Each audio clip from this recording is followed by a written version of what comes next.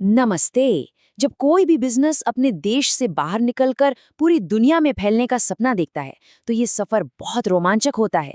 लेकिन ये जितना एक्साइटिंग है, उतना ही मुश्किल और जोखिम भरा भी। तो आज हम बात करेंगे एक ऐसी चीज की, जो इस मुश्किल सफर में एक गाइड का, एक नक्शे का काम करती है, और वो है इंटरनेशनल मार्केटिंग रिसर्च। ये सवाल ना हर उस बिजनेस के दिमाग में आता है जो ग्लोबल होना चाहता है, और इसका जवाब किस्मत में नहीं बल्कि तैयारी में छुपा होता है। सक्सेस और फेलियर के बीच का जो फासला है ना, वो बस एक चीज तय करती है कि उस नए मार्केट की कितनी गहरी, कितनी सटीक समझ है। तो चलिए सबसे पहले समझते हैं कि ये जोखिम, ये रिस्क आखिर है क्या। देखिए, ग्लोबल मार्केट में एंट्री करना बच्चों का खेल तो है नहीं। जरा सोचकर देखिए, एक ऐसे अनजान आइलैंड पर जा रहे हैं जिसके बारे में कुछ भी नहीं पता। वहाँ के लोग कैसे हैं, उनके नियम क्या हैं, उन्हें क्या पसंद है क्या नहीं, सब कुछ एकदम नया है। अब अगर बिना किसी तैयारी के वहाँ पहुँच गए तो क्या होगा? कामयाबी मिलना तो भूल ही जाइए। बिल्कुल यही बात बिजनेस पर भी लागू होती है। तो सवाल उठता है, इस अनजान सफर पर गाइड कौन बनेगा, वो नक्शा कहाँ से आएगा? तो इसका जवाब एक ही है, इंटरनेशनल मार्केटिंग रिसर्च। यही वो कमाल का टूल है जो हर कदम पर रास्ता दिखाता है। चलिए इसे एकदम आसान भाषा में समझते हैं। इसका सीधा सा मतलब है, किसी नए देश में अपना सामान बेचने से पहले उस जगह के बारे में हर छोटी बड़ी जरूरी जानकारी को एक साइंटिफिक तरीके से जमा करना और फिर उसे समझना। ये कोई तुक्का मारना नहीं है, ये है फैक्ट्स और डेटा के आधार पर फैसले लेना। तो इस पूरी रिसर्च का मकसद क्या है? पहला, क्या वहाँ के लोगों को हमारा प्रोडक्ट चाहिए भी या नहीं? दूसरा, हमारे कंपेटिटर्स कौन हैं और वो क्या कर रहे हैं? तीसरा, वहाँ के कस्टमर्स कैसे सोचते हैं, क्या खरीदते हैं? और सबसे ज़रूरी, वहाँ का कल्चर कैसा है, कानून क्या कहते हैं? यही सारी जानकारी मिलकर एक सॉलिड ग्लोबल स्ट्रैटेजी की नींव बनती है।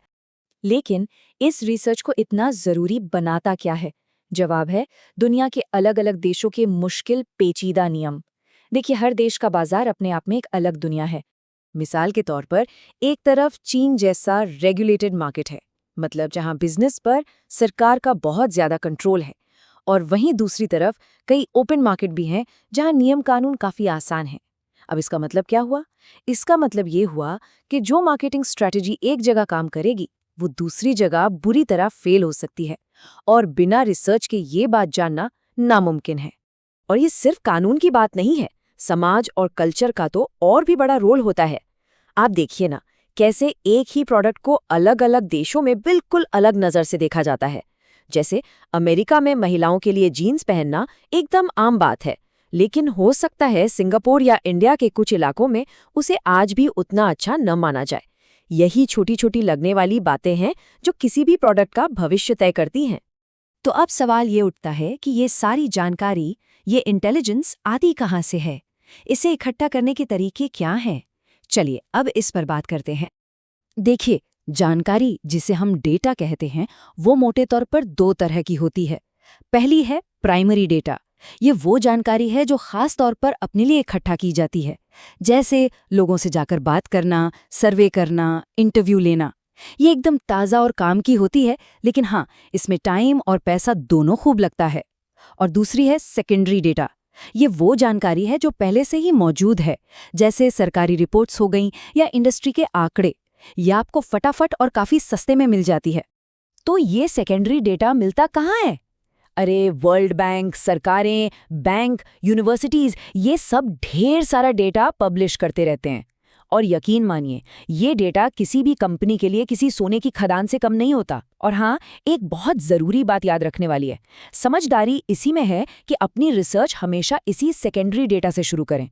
सीधे जाकर महंगा प्राइमरी डेटा इकट्ठा करने लगना एक बहुत बड़ी गलती है। चलो ठीक है, मान लिया कि डेटा आ गया, हमारे पास ढेर सारी जानकारी है। लेकिन सिर्फ जानकारी इकट्ठा कर लेने से तो काम नहीं चलेगा, है ना? उस जानकारी को एक कामयाब स्ट्रैटेजी में कैसे बदलें? इसके लिए एक पूरा सिस्टमैटिक प्रोसेस होता है। ये पूरा प्रोसेस 6 स्टेप्स में होता है। स्टेप 1, सबसे पहले ये तय करो कि हमें जानना क्या है। स्टेप 2, फिर ये सोचो कि उस मकसद को पूरा करने के लिए हमें कौन कौन सी जानकारी चाहिए। स्टेप 3, 4 और 5 में हम वो डेटा इकट्ठा करते हैं और फिर उसे एनालाइज करते हैं, मतलब ये समझने की कोशिश करते हैं कि ये डेटा हमें क्या कहानी बता रहा है। और फिर आता है आखिरी स्टेप, स्टेप 6। इन सारे नतीजों को मिलाकर एक फाइनल रिपोर्ट तैयार की जाती है जो आगे के बड़े फैसलों का बेस बनती है। और पता है इस पूरे प्रोसेस का सबसे बड़ा फायदा क्या है? ये आपको अंधेरे में तीर चलाने से बचाता है। ये अंदाजों को, अटकलों को एक ठोस एक्शन लेने लायक प्लान में बदल देता है और इससे जाहिर है ग्लोबल मार्केट में कामयाब होने के चांस कई गुना बढ़ जाते हैं। और आखिर में एक सवाल जो सोचने पर मजबूर करता है। आज की इस कनेक्टेड दुनिया में जहां इंटरनेट ने सारी सरहदें मिटा दी हैं, क्या कोई भी मार्केटिंग अब सिर्फ घरेलू रह सकती है, या फिर हर बिजनेस को, चाहे वो छोटा हो या बड़ा, आज से ही एक ग्लोबल सोच के साथ काम करना शुरू कर देना चाहिए? सोचिएगा जरूर इस बारे में।